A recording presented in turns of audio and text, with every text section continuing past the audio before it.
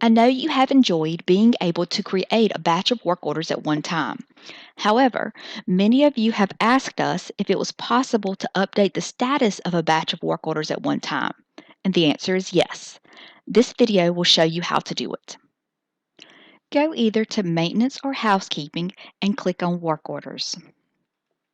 When you click on the Batch Complete button, you will see a list of all work orders currently in the open status. You can update any or all of these work orders by checking the box beside the work order and clicking on the Complete Selected Work Orders button at the bottom right of the screen. When you click on the Batch Approved button, you will see a list of all work orders currently in the complete status.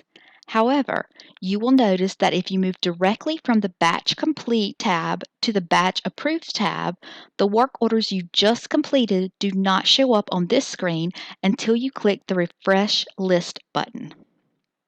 Remember to click that button before updating the status to Approved to make sure you are updating all the work orders you need to.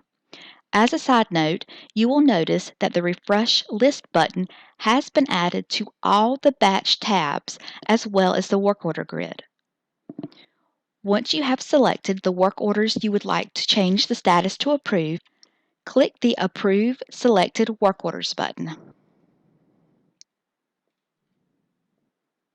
Now, if you go back to the work order grid and click the Refresh List button, you will see all the work orders with their updated statuses. As long as there is money in the account the work order was charged to, the approved work orders will be expensed with the nightly jobs. If you have any questions or if we can help you with anything else, please let us know by contacting the help desk at help@vrmgr.com. Thank you.